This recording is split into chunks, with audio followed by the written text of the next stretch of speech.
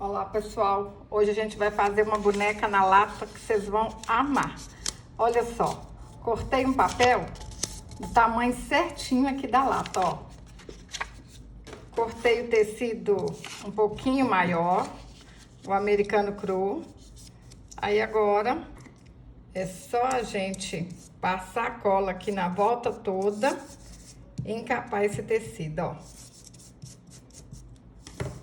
Aqui vocês fazem assim, deixa arrematado, né?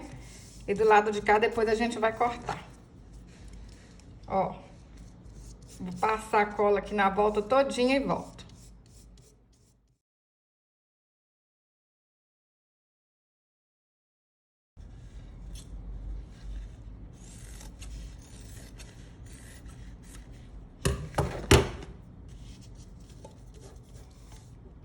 Vamos passar a cola aqui na lata e colar esse papel encapado.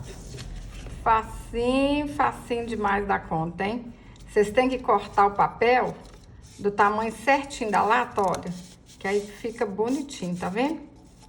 Ó, passa a cola, puxa. Gente, vocês vão ficar apaixonados com essa boneca na lata.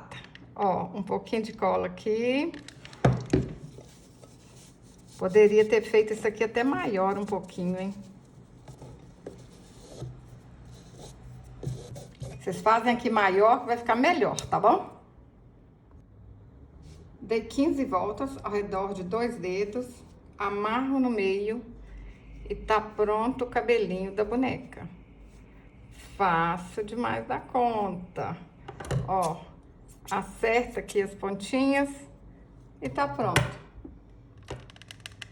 Agora é só colar os cachinhos, ó, na volta todinha da cabeça, hein?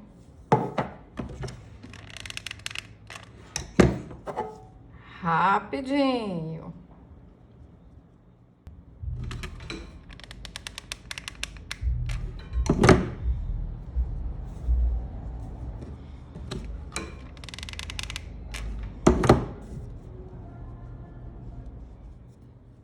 Colei 25 cachinhos. Olha como é que tá ficando linda.